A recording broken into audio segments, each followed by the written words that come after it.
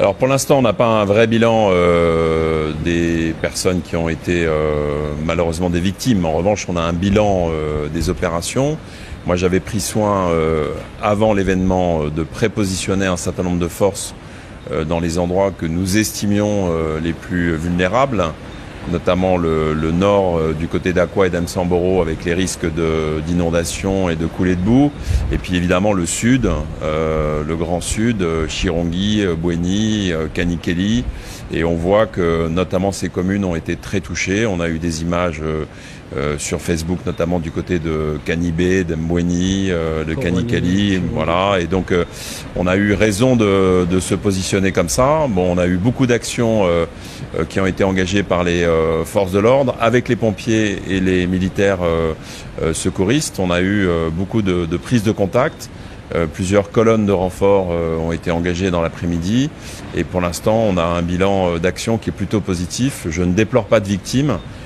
J'espère que nous n'aurons pas à déplorer de victimes. En tout cas, on a sauvé des vies de toute évidence, notamment une personne qui a été sauvée de sa voiture. Elle avait été prise malheureusement dans une inondation dans sa voiture. Donc pour l'instant, on est plutôt sur la bonne voie d'un nombre de victimes très très limité, voire pas du tout de victimes.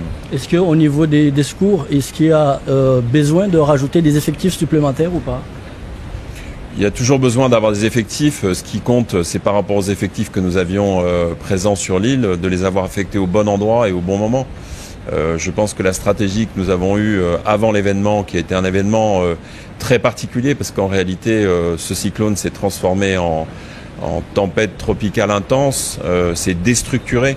On a eu deux phases importantes dans ce cyclone, dans cette tempête. D'abord une première phase de pluie, très intense, et puis ensuite une deuxième phase qui était plutôt une phase de vent.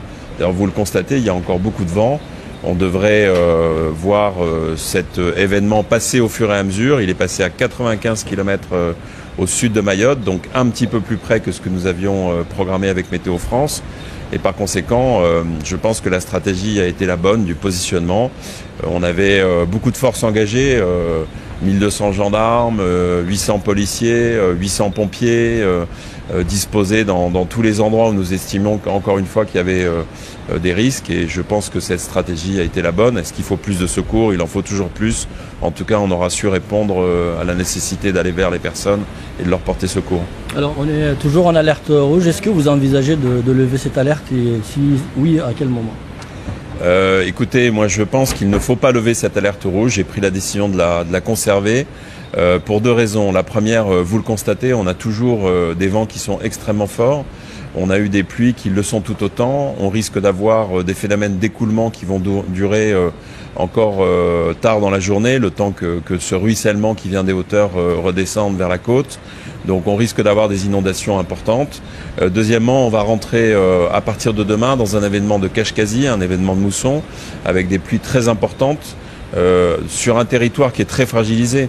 La nature a été scarifiée. Je pense que tous nos compatriotes sont épuisés de ce mois qui vient de s'écouler. On a aussi des infrastructures qui ont été très touchées, à la fois les habitations, les infrastructures publiques. Par conséquent, on a un territoire qui est très fragilisé. C'est la raison pour laquelle j'ai décidé de maintenir cette alerte rouge jusqu'à demain soir. Et nous ferons un point avec Météo France pour voir si cette alerte rouge pourra être levée le plus rapidement possible. Alors, pour terminer, Monsieur le Préfet, ce soir, est-ce que vous avez un message particulier à la population mahoraise? Oui, j'ai qu'un seul message, c'est toujours le même, leur dire que l'État, le représentant de l'État, les services de l'État ont pensé à eux dans ces moments des plus difficiles.